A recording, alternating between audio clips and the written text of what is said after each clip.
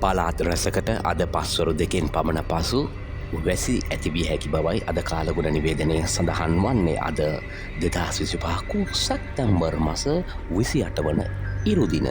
අද දින කාලගුණ අනාවැකය. වස්ථාහිර සබරගමුව සහ වයඹ පළාත්වලත් ගාල්ල මාතර මහනුවර සහ නුවර එළිය දිස්ත්‍රික්කවලත් වැසිවාර කිහිපයක් ඇතිවිය හැකි බවයි කාලගුණ විද්‍යා දෙපාර්තමේන්තුව නිවේදනය කරන්නේ.